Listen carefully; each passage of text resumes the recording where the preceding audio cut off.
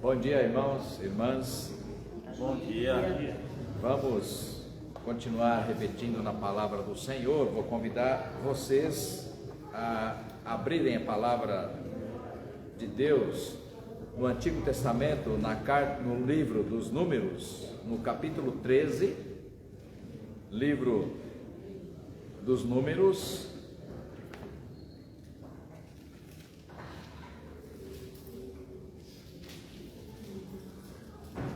E no capítulo 13 de Números,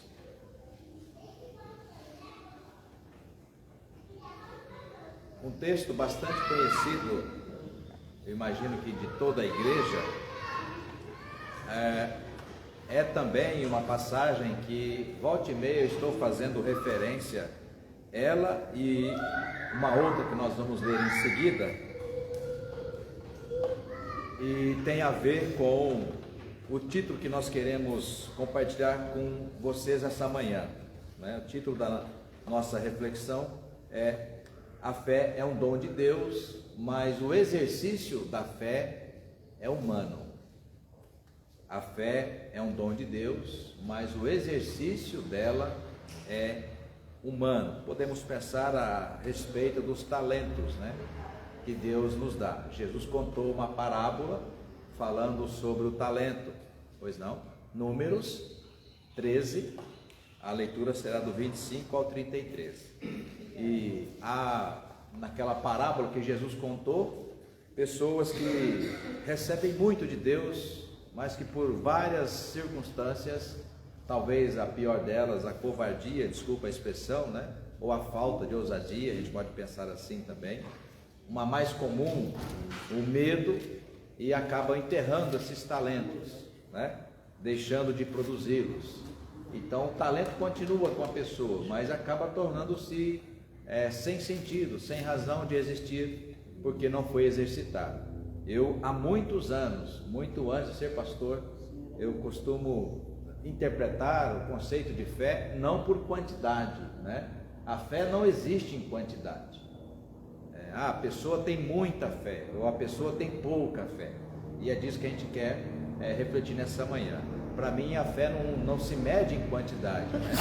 Mas sim, né, em experiência, né, de maturidade. Então, claro, uma fé madura dá-nos a impressão de que a pessoa tem muita fé, mas na verdade não é muita fé, é uma fé madura, é uma fé exercitada, e o contrário também é verdadeiro, infelizmente. Às vezes pessoas que estão há tanto tempo com o Senhor, que recebeu o dom, vamos imaginá-la como um talento, recebeu o dom da fé, Efésios 2:8, né? A fé é dom de Deus, mas pouquíssimas vezes foi colocada em prática essa fé, ou mesmo testada, exercitada para adquirir maturidade espiritual, e parece, às vezes, por conta daquele testemunho que a pessoa, né, dá, ou mesmo às vezes a alternância que Abacuque fala, né, uma vida altaneira é uma vida de, como imagina, uma ema, às vezes voa, né, voo de ema, o voo de galinha, como se fala, né, aquele voo baixo, mas só mesmo em situação de desespero, né, ou de correria, de urgência. Então eu costumo interpretar essa fé como uma fé ainda infrutífera, uma fé ainda, como Hebreus vai dizer, uma fé infantilizada, porque não testada, porque não experimentada. Então tem fé, sim, é um dom que recebeu de Deus. A fé é suficiente para a salvação, por exemplo, em Jesus, mas uma vida bastante inconstante por conta da falta, né, do exercício, né, dessa fé recebida no Senhor. Aqui está um texto, de outros que nós vamos ler e citar, aqui está um texto que deixa isso muito evidente, de forma muito evidenciada. Personagens que aparecem no texto vão mostrar isso, mesmo tendo recebido de Deus sinais, maravilhas, e mesmo a fé para crer no sobrenatural, crer na providência de Deus. Alguns creem e creram, exercitaram a sua fé e foram, como o caso de Caleb, até o final, na velhice, já idade avançada, foi deixando o rastro de uma vida com Deus testada, de um homem de fé, servo, temente a Deus, e ao lado dele, né, também Josué. ao passo que para trás, irmãos, muitos ficaram pelo caminho, tá? Então vamos ler o texto. Números capítulo 13, a leitura do verso 25 até o verso 33. Eu vou ler o texto e os irmãos e as irmãs acompanhem a leitura, e depois oportunamente a gente vai ler os textos e aí vocês participam. Ao fim de 40 dias voltaram de espiar a terra, caminharam e vieram a Moisés e a Arão e a toda a congregação dos filhos de Israel no deserto de Parã, a Cádiz. Deram-lhes conta a eles e a toda a congregação, presta atenção, e mostraram-lhes o fruto da terra, portanto uma prova, tá? 27, relataram a Moisés e assim disseram: fomos à terra que nos enviaste, e veja a expressão, irmãos, e verdadeiramente, ou seja, olha, nós estamos aqui comprovando que esta terra é a terra de que falaram os nossos pais sobre a promessa de Deus. Presta atenção de como o texto narra a experiência dos 12 espias. De novo, 27. Qual foi o relatório que apresentaram a Moisés? Fomos à terra que nos enviaste, e verdadeiramente mana leite e mel. E aqui está a prova. Esse aqui é o fruto que nós trouxemos de lá, né? Vamos imaginar então, né? Algum tipo de plantação, né? Sei lá, favo de mel ou leite, enfim, algum tipo de planta para mostrar que de fato aquela, sem dúvida nenhuma, era a terra de que durante séculos, tá, gente? Porque só no Egito o povo ficou 430 anos. Então é uma terra, como nós falamos, por exemplo, como assim? Há quanto tempo essa promessa foi falada? Irmão, só pela nossa experiência, nós estamos há 2000 anos sob a promessa da volta de Cristo. E venceu essa promessa? Não. Acabou a nossa esperança? Não. Percebe? Então o povo, dona Débora, a partir de Abraão, que recebeu a promessa, caminhou durante séculos sob o quê? A esperança de uma terra assim. E quando teve a geração que teve a oportunidade de conquistar aquela terra, né, foi ficando para trás. Como o presbítero Marcos há pouco, né, nos alertou, ou nos alertaram, né?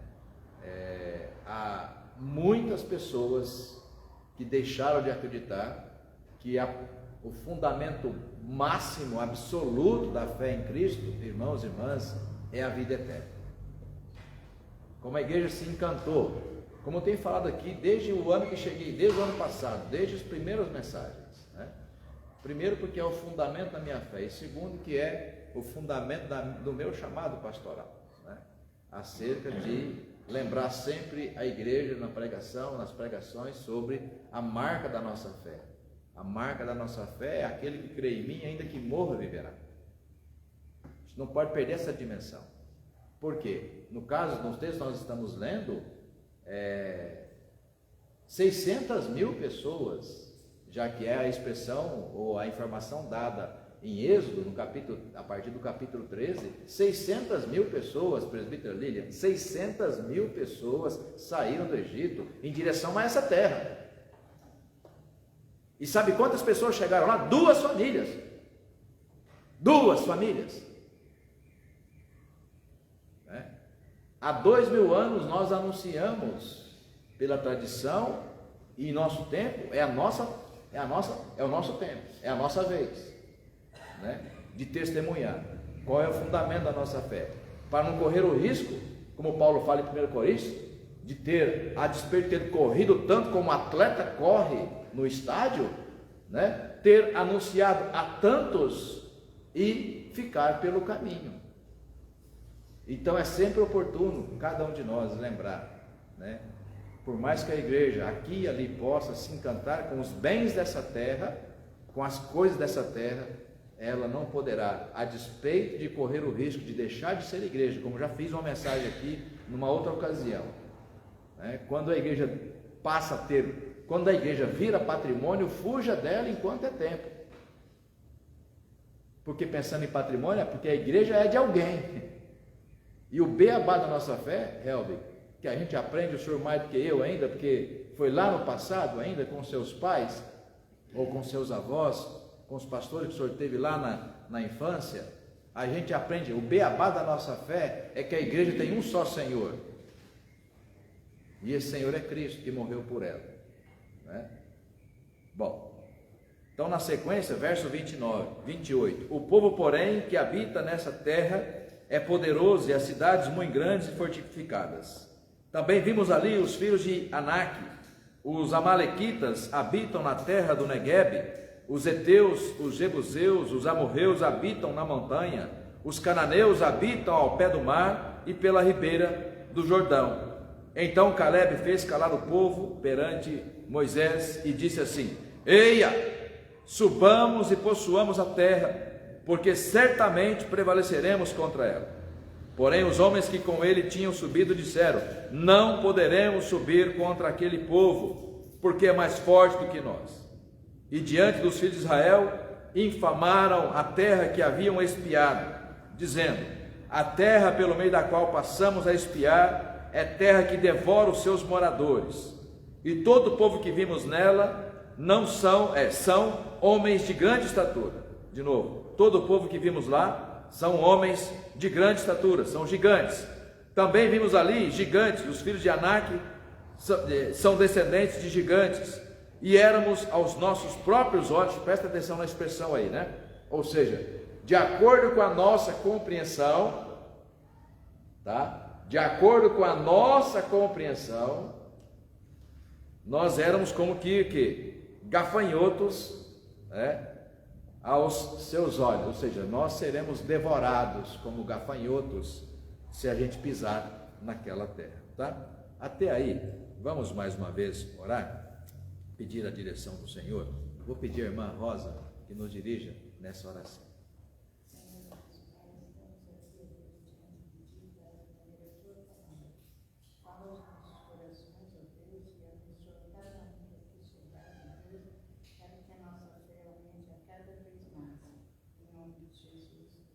Amém. Irmãos, a fé é dom de Deus, porém o exercício dela é humano. Vou comparar a fé até para rimar, né? Brincando, mas falando muito sério. A fé com o pé. Salvo algum problema, um acidente, né? Ou de nascimento, alguma coisa, mas todo ser humano nasce com o pé, né? E a gente caminha, cresce, e aqueles pés vão nos dar sustentação até a nossa caminhada final. E ao longo da nossa caminhada, pode ser que a gente, quem já sofreu algum tipo de torção, algum problema no pé, você já sabe como é que é, né? Então, a minha mãe passou por teve uma queda, já idosa, teve uma queda em casa, no ano passado, começo do ano passado. E aí precisou fazer uma cirurgia no calcanhar e ficou lá com aquelas, né, aqueles ferros que no pé fez a cirurgia, então a situação é bastante complicada, né? E aí, quando tirou, né, ali aquele equipamento, primeira coisa que se faz para voltar a andar, o que tem que fazer? Fisioterapia, né? Por quê? Porque o pé sem uso, olha só, o pé sem uso, ele atrofia, perde a sua mobilidade, e apesar da pessoa ter ali, Misael, ter o pé não funciona. Tem o pé, tem circulação, entendeu?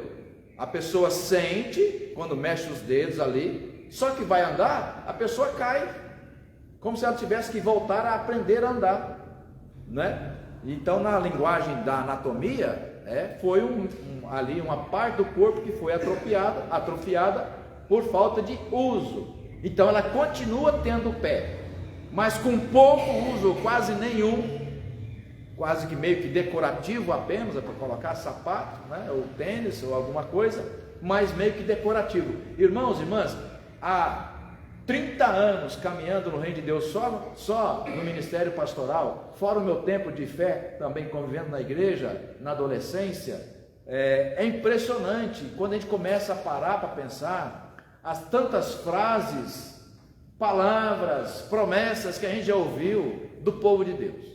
Comece a reparar, e eu me recordo de algumas, pessoas que a gente conhece no ministério pastoral, pessoas que muitas vezes vêm e te falam: olha, está errado isso, olha, está errado aquilo, olha, porque a minha família, né, é uma família de Deus e tal, e enfim, a gente vai ouvindo tanta coisa ao longo da caminhada, presbítera Marlene, no ministério pastoral, pessoas que às vezes inflam o peito dizendo que são crentes e que é isso, aquilo, outro, e começam a pensar e a lembrar de tantos episódios do ministério pastoral, e hoje vejo o quanto ou quantos ficaram pelo caminho.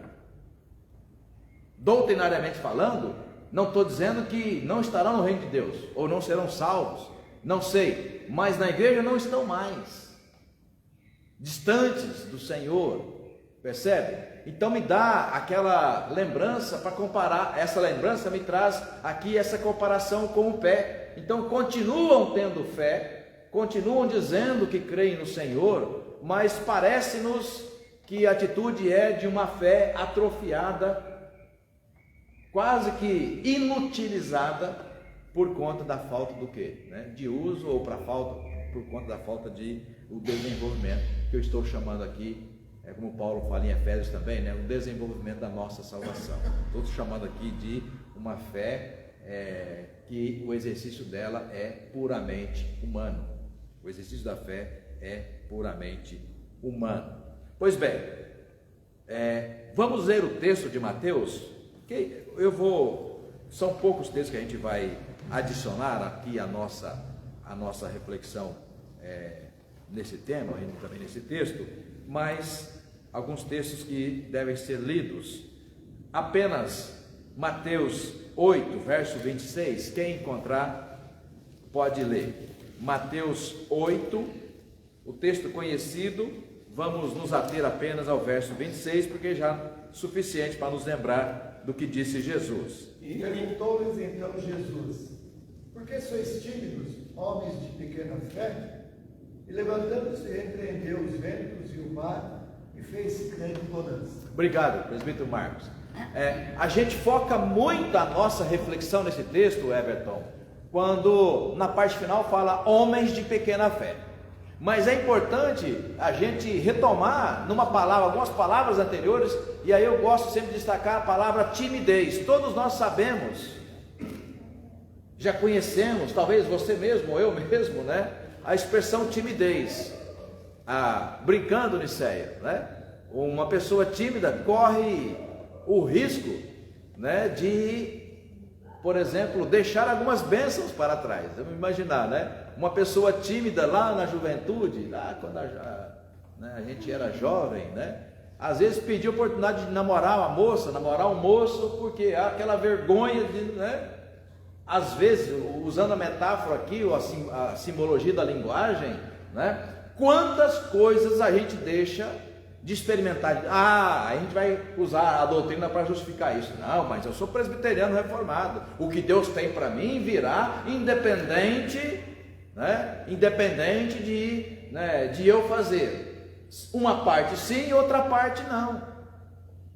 Efésios 2:8, sim, Deus te deu a fé, mas é preciso exercitá-la. E há, irmãos e irmãs, muitas bênçãos que a gente poderia e deve conquistar. Outro dia eu falei sobre uma fé infértil. Por quê? Porque é aquela que não nos dá, não pelo pacote da fé, mas uma fé que não é exercitada, ela se torna infértil.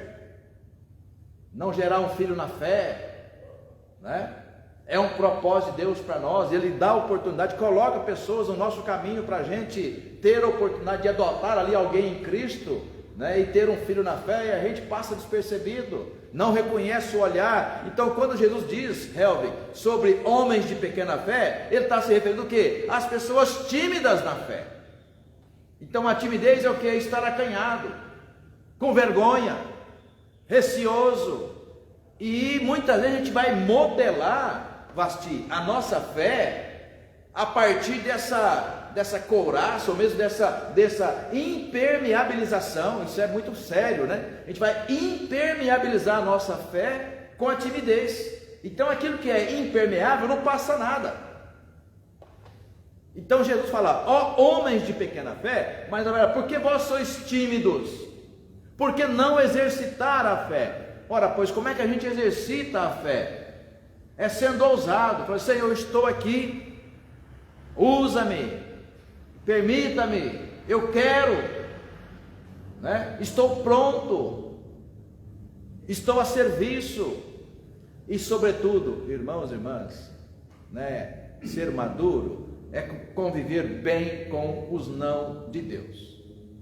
Para mim, o primeiro estágio que a gente passa na fé, seu Arlindo, é quando a gente descobre que é crente e é um crente maduro, é quando a gente glorifica a Deus pelos os nãos que recebeu do Senhor. Essa semana, o feriado, a gente, fim de tarde, eu, Alessandro e o Pedro, vendo lá o canal de animais, né, na televisão, e aí passando lá na África, passando o guepardo, né, que, enfim, não vou dizer o que é guepardo, porque todos vocês sabem, mas uma curiosidade, de uma mãe cuidando de 4 filhotes, e os filhotes já estavam meio que já prontos para a vida, né, e haviam feito à procura de comida, uma viagem longa, sol escaldante, e a mãe com 4 filhotes, veja, né, a mãe com 4 filhotes, ali depois de muito tempo conseguiu caçar um coelho, e aquele coelho, aí a gente imagina, né, mãe vai dividir, você acha que ela dividiu? Tá vendo a mãe aqui, né? Ela não dividiu, aí ela comeu todinho, sozinha, porque era um coelho, afinal de contas não cabe nem no buraco do dente, né? De um guepardo. E aí quem estava narrando disse por quê, né? Que ela estava passando a mensagem seguinte: olha, vocês já sabem caçar, e a selva é assim, quem não come morre, né? Então, irmãos e irmãs, a nossa fé amadurecida é aquela fé que quando recebe um não para essa terra, nós cremos que o que? Deus tem um propósito para isso. Então, uma fé madura não é aquela fé que condiciona, né? Como aquele filho mimado com Deus. Como nós muitas vezes podemos ser mimados, porque fomos criados assim pelo pai ou pela mãe, né? A nossa relação com o pai está excelente até quando ele faz tudo o que a gente quer. Com a mãe a mesma coisa. E aí quando o pai fala não, se o filho já mora fora, casado, ele bloqueia você no celular, ou te deixa no vácuo, né? Não te bloqueou, mas você manda mensagem, demora uma semana para responder. Mas como assim? Porque eu disse não? Às vezes nós usamos a mesma tática no nosso relacionamento com Deus. Portanto, é uma fé impermeabilizada, uma fé que não viveu ainda muitas circunstâncias da existência humana, né? É o exemplo que nós vamos encontrar com toda certeza e com clareza aqui no texto da nossa reflexão. Vamos para lá? O texto que eu quero mostrar em comparação sobre esse de Números, no capítulo 13, é vizinho aí da direita. Quem encontrar, eu vou pedir para ler, por favor. Eu acho que brincando, mas dando mais ou menos ali uma direção do que é a proporção desse texto no meu ministério, eu acho que vai ser a 100ª vez que eu estou citando esse texto aqui, tá bom? Quem encontrar, leia Deuteronômio 3, para ler do 23 até o 28. Eu vou pedir para o Everton, até porque ele falou aí sobre, né, os feedbacks que recebeu no trabalho, estava contente. Imagina se os feedbacks fossem o contrário: você precisa melhorar. Deuteronômio 3, 23 até o 28. De repente você treinou uma galera, mesmo que virtual, você treinou novos funcionários que entraram na equipe, e de repente alguém que você treinou, que entrou pouco tempo na empresa, aí tinha uma promoção a ser dada, o seu chefe falou: ó, agora essa promoção vai para aquele, né, fulano de tal, que você treinou e está há pouco tempo na empresa, e você contando com aquela promoção. E aí alguém que você treinou recebe a promoção e você não. Como é que seria a sua reação? Pense nisso. Eu estou te influenciando na interpretação do texto já, mas é o que você vai ler. Deuteronômio, igreja, Deuteronômio 3, versos 23 a 28, por favor. Também eu, nesse tempo, implorei graça ao Senhor, dizendo: ó Senhor Deus, passaste a mostrar ao teu servo a tua grandeza e a tua poderosa mão.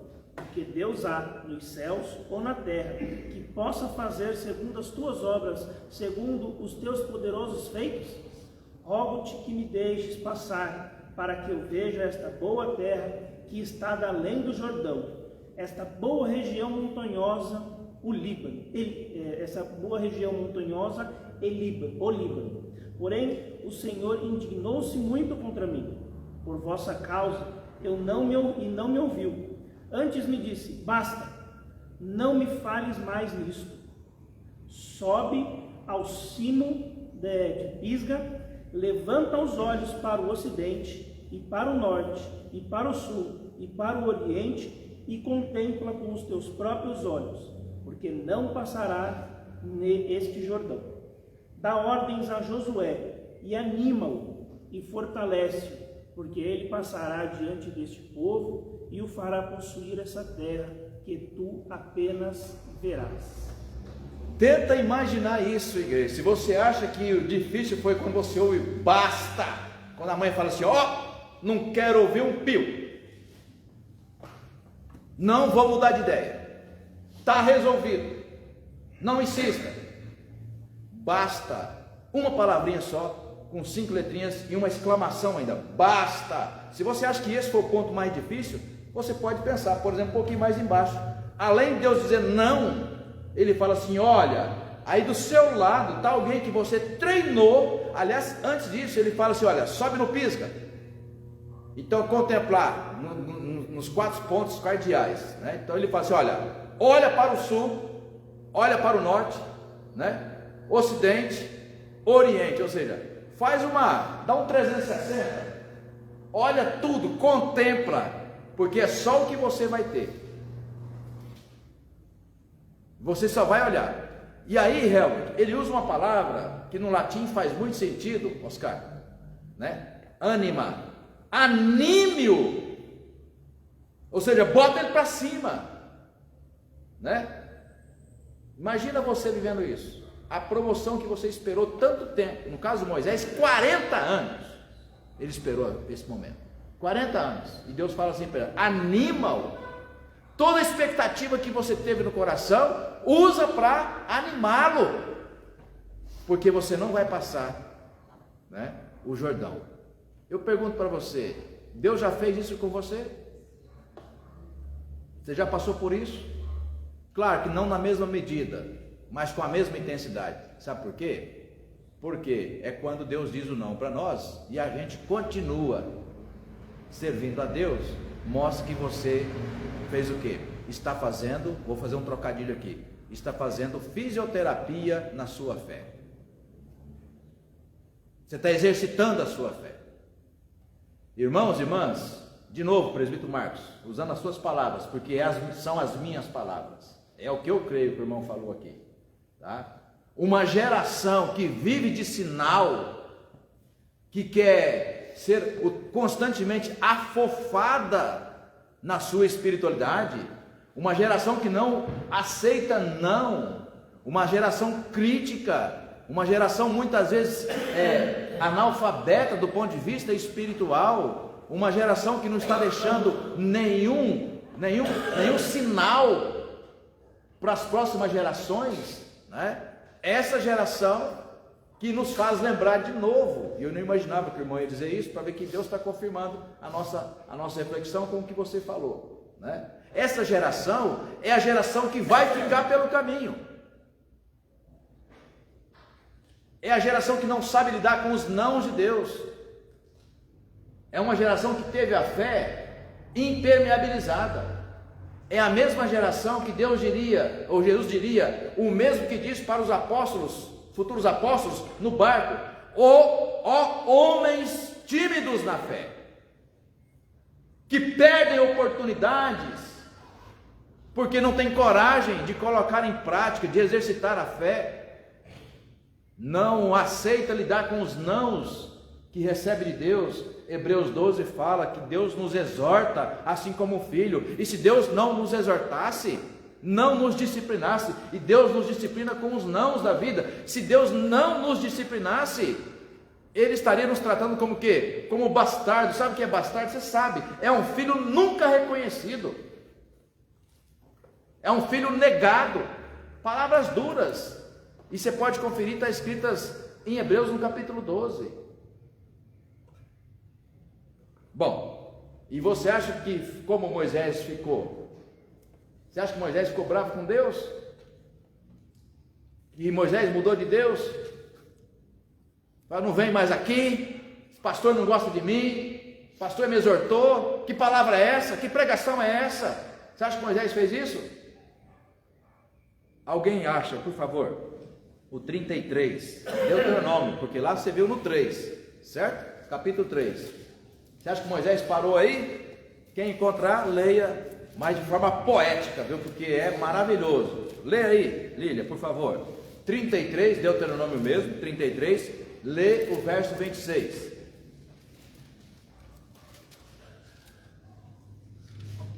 Não há outro, ó amado, semelhante a Deus, que cavalga sobre os céus para a tua ajuda e com a sua alteza sobre as nuvens. Amém. Então, olha só, o livro está terminando, e o que Moisés usa no final da sua vida, aproximadamente com 120 anos de idade, o que ele usa para descrever, Oscar, quem é Deus? Ele fala: não há outro, ó amado, semelhante a Deus, que cavalga com uma alteza, uma autoridade à sua frente. Então, como é que eu interpreto esse texto aqui, Helve? Que olha, que até naquele dia também, no alto do Pisga, que Deus falou para ele: olha, prepara Josué, anima-o, contempla tudo isso daqui, porque você não vai passar o Jordão, contemplarás apenas com os olhos.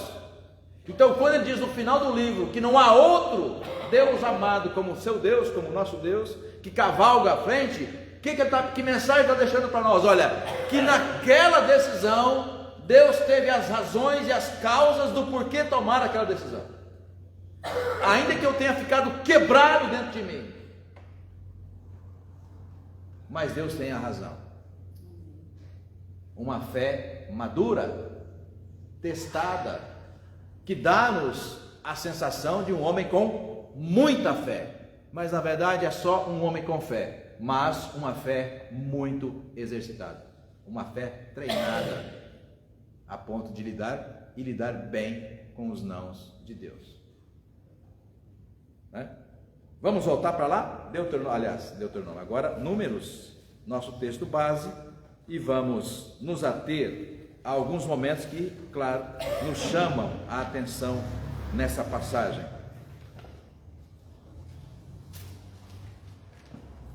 Destaco para vocês, inicialmente, versos 26 e 27.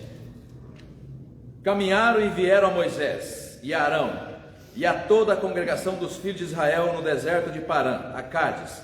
Deram-lhes conta, ou relatório, a eles e a toda a congregação, e mostraram-lhes o fruto da terra. Sabe o que eu comparo isso, irmãos e irmãs? O fruto da terra é semelhante a momentos que você, inclusive, já tenha utilizado para testemunhar na igreja.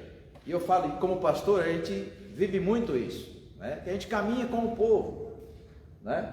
E às vezes a pessoa foi aqui à frente no altar do Senhor, deu testemunho de uma graça alcançada, ficou feliz, contou, sorrisão desse tamanho, e o tempo vai passando. Daqui 10 anos dá uma reviravolta, a pessoa entra num momento difícil e Deus dá a ela uma prova, e ela começa então a ficar brava com Deus. Aí a pergunta é: bom, e aquele testemunho que você deu 10 anos atrás? Aquele testemunho, Niceia, foi um fruto para provar para si, para você e para todo mundo que viu naquele dia o testemunho, que Deus é bom, que Deus tem cuidado de você. Bom, então aquele fruto que você apresentou no altar como testemunho de que Deus é bom, Vera Mantovani, que Deus cuida dos seus eleitos, servirá, inclusive, para 10 anos depois, contar contra você mesmo, se porventura você esmorecer na fé. Por quê? Afinal de contas, você tem uma prova, foi o testemunho que você deu. É assim que eu interpreto, irmãos e irmãs, esse texto, porque eles vão até a terra, lá, eles vão até a terra, pegam o fruto como prova, e voltam para Arão e Moisés, e mostra, Vera, ó, tá aqui, ó, para não ter dúvida, essa terra que nós fomos visitar, que nós fomos espiar, não tem dúvida, aqui está a prova, é o grande sinal para todos verem, de que é a terra que Deus falou para os nossos pais, que Ele quer nos dar. E Paulo vai interpretar isso mais tarde, Misael, dizendo assim, o Deus que começou boa obra em vós, Ele é o quê? De completar. Percebe que às vezes nós lidamos com a nossa fé assim, lembrando de novo do pé atrofiado, tem pé, mas pelo problema que passou, não fez fisioterapia e está lá atrofiado, quase que sem uso. Às vezes nós usamos, ou nós exercitamos a nossa fé de modo tão equivocado, que ela entra no estado do quê? De uma fé atrofiada. E em qualquer circunstância, coisas poucas que a gente passa com Deus, a gente sai da igreja, para de orar, para de louvar, para de tomar santa ceia, percebe? Crentes mimados, crentes tímidos, fé que não foi testada, uma fé condicional. Por isso que eu falo que beira mais religiosidade do que o dom da fé, né? Mais religiosidade do que o dom da fé. Porque uma fé testada, uma fé madura, é aquela que glorifica, como por exemplo o jovem José, preso, né, na masmorra, adorava a Deus em qualquer situação, na cadeia ou no palácio, né? Tem crente que só adora a Deus quando está no palácio. Se Deus tirar do palácio, pronto, o pior inimigo vai ser, né, aquela situação, né? Então, na verdade, você vai questionar, será mesmo que é fé ou é religiosidade? Quem encontrar Hebreus 10, 19, por favor, pode ler em voz audível. Hebreus 10, 19. Hebreus. Pois, irmãos, ousadia para entrarmos no santíssimo lugar, pelo sangue de Jesus. Isso, ele fala, tem depois intrepidez, ousadia para entrar o quê? Entrar no templo, no santo dos santos, ou seja, ter ousadia, coragem para entrar na vida com Deus, sabe? A ousadia é o inverso ou o oposto da timidez. Brincando com vocês, mas falando sério, é aquele jovem ali diante da sua possível futura esposa ou esposo, a ideia de que ter coragem, você viu um sinal que, né? Todos nós passamos por isso, nós casados, né? Viu um sinal, né? Um olhar, né? Um semblante assim, poxa, que moça linda, que moço lindo, né? Quando a dona Débora olhou para o seu marido lá, 60 anos atrás, opa, é aqui, né? E tal, ou seja, se fosse tímido ou tímida, não teriam chegado até aqui quase 60 anos de casados. Percebe a experiência? Então não perder a oportunidade. Quando o Hebreus fala, então, olha, tende coragem, intrepidez, ousadia para entrar o quê? Entrar na presença de Deus e dizer, olha, Senhor, estou on, brincando com a linguagem dos jovens aí na internet, estou on, ou seja, estou ligado, estou pronto. E estar pronto é pronto para tudo. Estar pronto também para os nãos de Deus. Os nãos nos treinam, nos habilitam a enfrentar qualquer situação. Veja, na sequência, o verso 29, eu quero que vocês reparem. Ora, o relatório deles, ditos a Moisés, os amalequitas habitam na terra do Neguebe. Olha só, os heteus, os jebuseus, os amorreus habitam na montanha. Os cananeus habitam ao pé do mar e pela ribeira do Jordão. Mais uma segunda prova, Oscar. A primeira prova são os frutos que eles trouxeram da terra. A segunda prova é o quê? Quais são as pessoas que moram nessa terra? Quem achar, vamos conferir. Acha aí, Êxodo, capítulo 3, a segunda prova que nós encontramos no texto. Êxodo, capítulo 3. Quem encontrou, leia em voz alta, por favor, o verso 8. Os riscos descia a fim de livrá-los da mão dos egípcios, e para fazê-los subir daquela terra a uma terra boa e ampla, terra que mana leite e mel, o lugar do cananeu, do heteu, do amorreu, do ferezeu, do heveu e do jebuseu. Pronto, exatamente as mesmas pessoas, a mesma cultura, as mesmas populações de que Deus havia prometido 40 anos antes para Moisés. Olha, a característica a terra é terra boa, abundante, que mana leite e mel. Mas a terra é ocupada por jebuseus, heteus, cananeus, ferezeus. Ou seja, então, a segunda prova Eliezer, não há dúvida, esse povo habita aqui, né? Então é mais a segunda prova. Primeiro, olha, aqui estão os frutos, é a terra que Deus prometeu. Segundo, quem mora aqui? São as culturas tais e tais e tais e tais. Mas bateu! Então não há dúvida, é essa terra de que nos fala os nossos pais há tantos anos, há séculos, né? Mas uma fé atrofiada diz o quê? Não, mas lá tem gigante. Uma fé atrofiada olha para o gigante e não olha para Deus.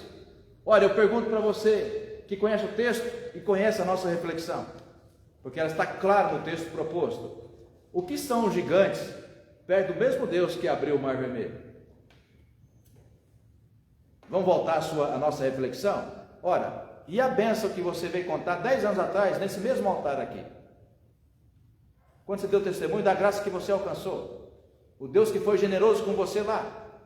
Então agora a pergunta então me dê uma razão de Deus ter te abandonado. Será que Deus te abandonou? Ou a sua fé está atrofiando? Porque pouco exercitada, percebe? Né? A lógica é a mesma. Tanto que dos 12, 11 falam, não, nós não podemos. Eu sempre digo, na comparação, imagina você num grupo de 12 pessoas, Marlene, diante de uma situação difícil para tomar, 12 pessoas falam, das 12, 11 falam assim, vamos para cá. Mas o seu coração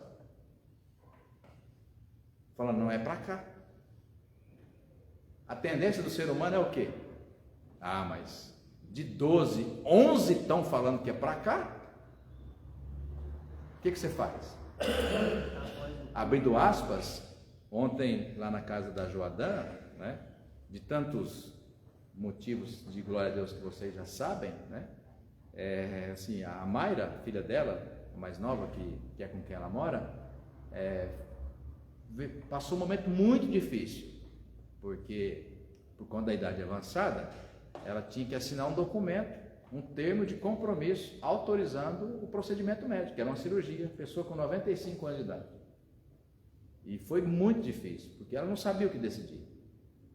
Ela estava pensando se der errado, eu sou culpado, né? Se der certo, eu não fiz mais do que minha obrigação. Então ela disse que orou e pediu para que Deus, sem a médica saber, ela orou e pediu para que Deus usasse a médica para ajudá-la a tomar aquela decisão. E a médica foi muito sábia e usou a seguinte frase: se fosse a minha mãe, eu autorizaria. A decisão é sua, mas se fosse a minha mãe, eu autorizaria. Então no coração que ela entendeu o seguinte, né? Foi a resposta da oração que eu precisava. E graças a Deus, deu tudo certo, mas foi muito difícil. Então quando Paulo fala, eu sei em quem eu tenho crido, porque o grau da intimidade com Deus, só você sabe dizer. Então se 11 estão dizendo, olha, vem para cá, mas no seu coração, na sua fé treinada, madura, você fala, é para cá, despeça dos 11, fala, com todo respeito, eu amo vocês, mas eu sei em quem eu tenho crido, Deus está me mostrando aqui e eu vou aqui.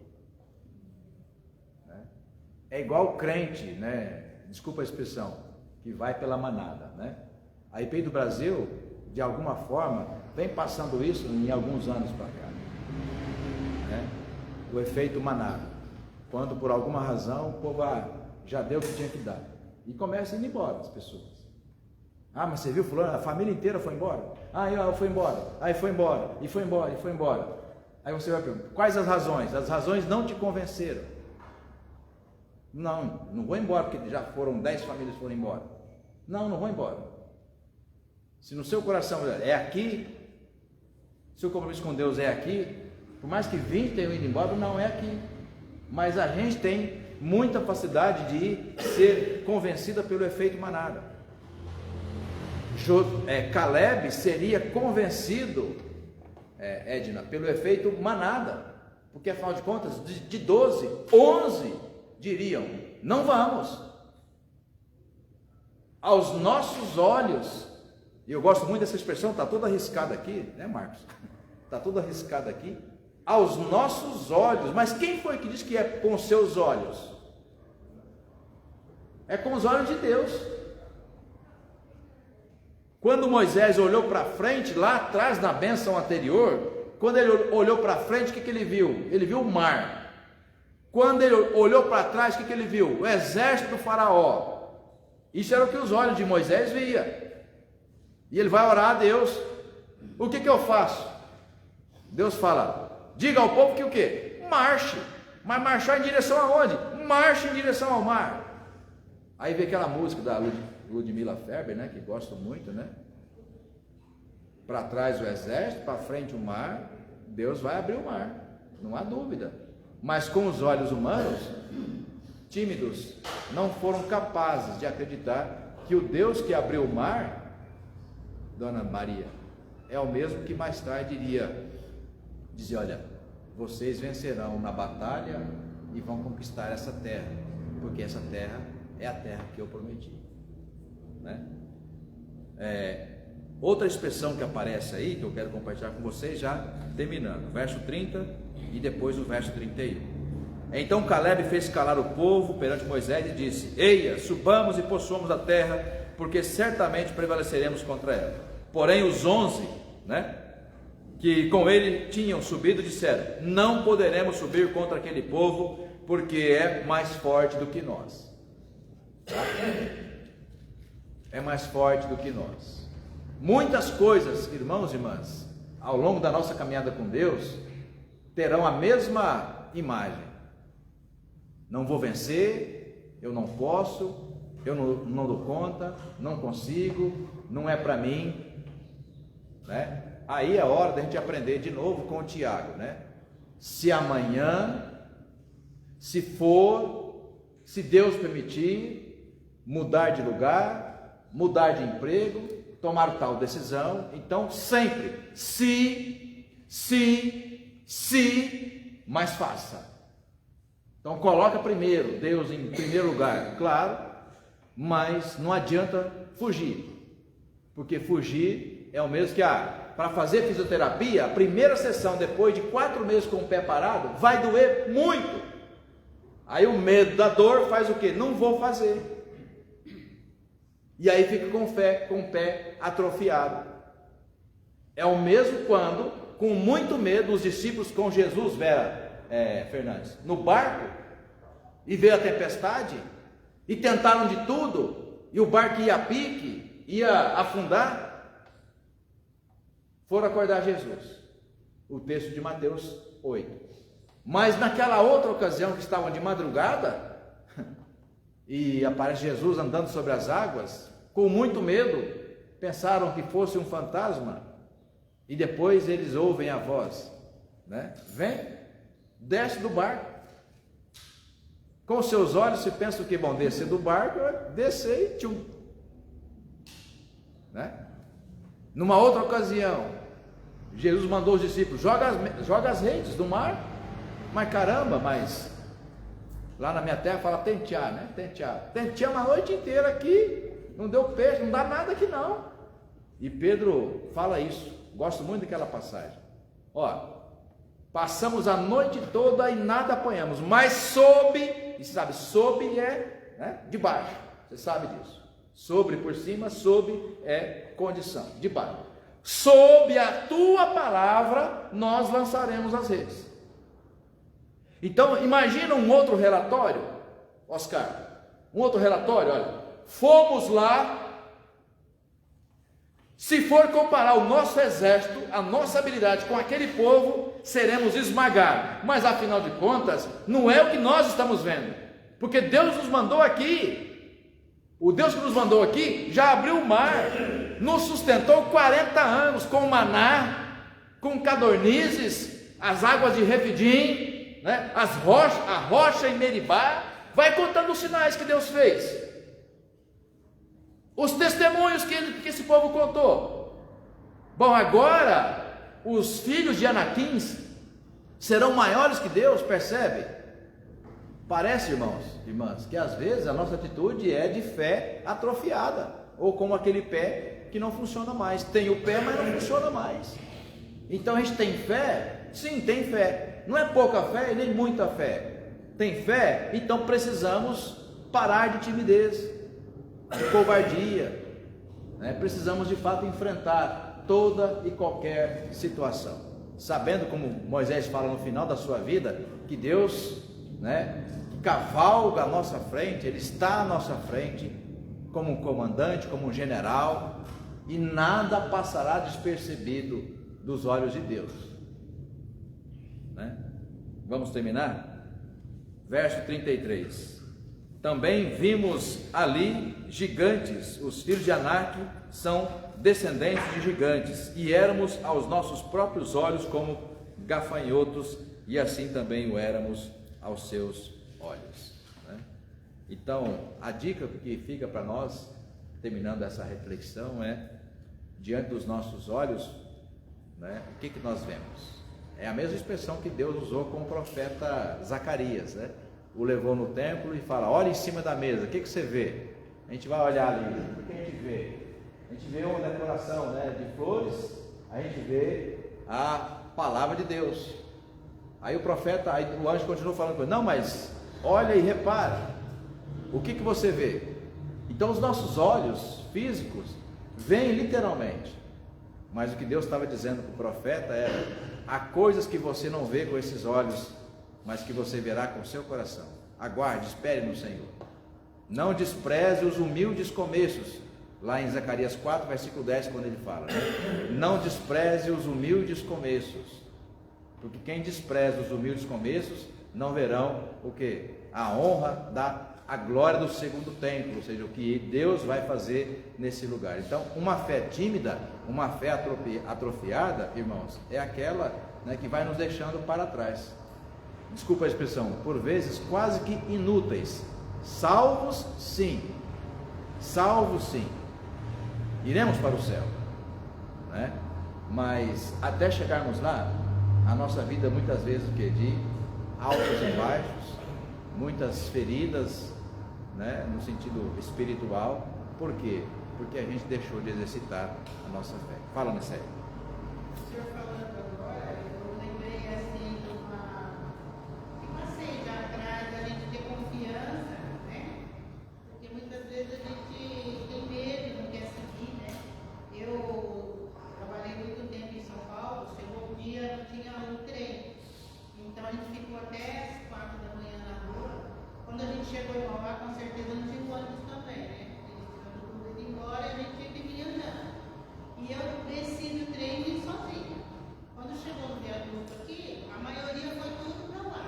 E só eu vinha para frente. Tinha 3 pessoas na frente, 3 homens, e eu olhando de cá para lá, olhava e todo mundo foi. Eu falei, bom, agora.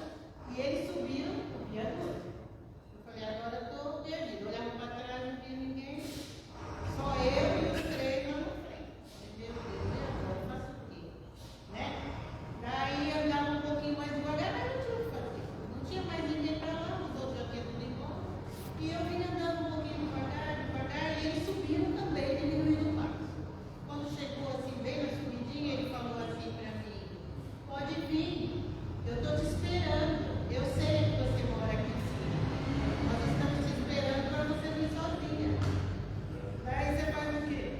Glorifica, né? Eu olhei e falei assim, tá bom, e foi.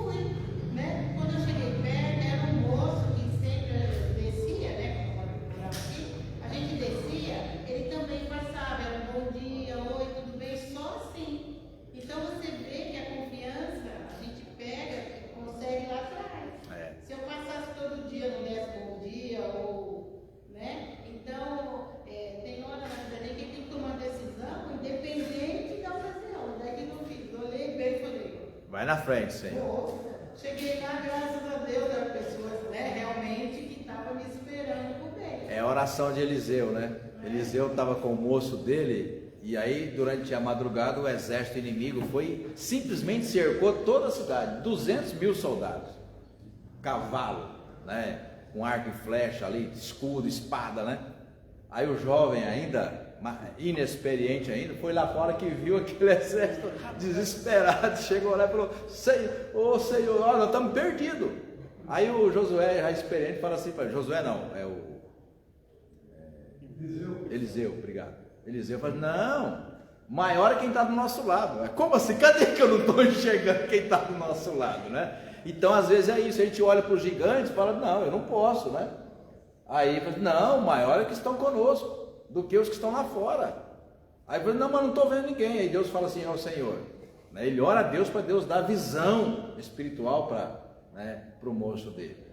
Então olhar com os nossos olhos, irmãos, é isso. Os nossos olhos, né, nos fazem muitas vezes tímidos, né? Então, também, mas pastor, não é para olhar com os nossos olhos, né? Coragem vem do quê? Daquele que começou a obra em nós. eu também, pastor, teve uma época que eu voltava meia-noite lá de São Bernardo. Eu acho que era uma meia-noite e eu peguei o trem, né? Vim vindo a pé, né? Vim vindo a pé, eu moro ali no Santa Lídia, ali na entradinha e tal. Aí daqui a pouco cai assim, ó, do nada, pastor, do nada. Pega uns 20 caras saindo da linha do trem. Falei: vixe, eu já dei um toque, já dei um toque para minha mãe. Mãe, abre o portão, fique esperta. Pernas para quem te quer. Ah, você correu? Meu, eu corri. Irmãos, eu vou te falar, eu falei: mãe, ainda bem que você estava acordada. E abri o negócio, que eles vinham atrás de mim.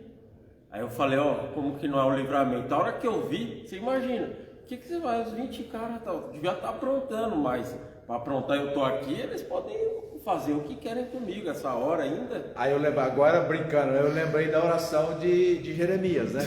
Aí ele reclamando, Jeremias é o profeta chorão, né? Aí reclamando para Deus, está difícil e tal. Deus fala assim para ele: rapaz, você está correndo contra os homens, está reclamando, imagina se eu colocasse você para correr contra os cavalos. Né? Ali pelo menos você correu contra os homens. Foi, não, ainda bem, porque eu vou te falar, eu não esperava, estava cansadíssimo, né, do dia e tal. Aí você vê tudo, um monte de gente caindo daquele muro, assim, parecia, sabe, aqueles arrastão assim. Eu falei: eles devem ter aprontado, ó, na linha, feito. Sobrou para mim, né? Sobrou para mim. Aí, como eu tava perto de casa, eu já peguei o celular rapidinho, já liguei para minha mãe e falei: mãe, abre esse portão que eu tô chegando. Meu apelido quando era criança era Seninha mesmo. Seninha? Falei: pernas para quem te quer, e corri. Amém. Vamos terminar então? Amém. Damos-te graças, Deus, por esta manhã preciosa. Obrigado, ó Pai, pelo exemplo da Tua palavra, Senhor, que é sempre eficaz, Senhor, nos ensina, e o Teu Santo Espírito que nos dá coragem, ousadia para desenvolver a nossa fé. Continue, ó Deus, nos abençoando, nos dando sabedoria, discernimento, Senhor, e oportunidade para colocarmos em prática tudo aquilo que temos, Senhor, recebido das Tuas mãos. Leva-nos de volta para os nossos lares, guardados pelo Teu santo cuidado. Oramos em nome de Jesus. Amém. Amém.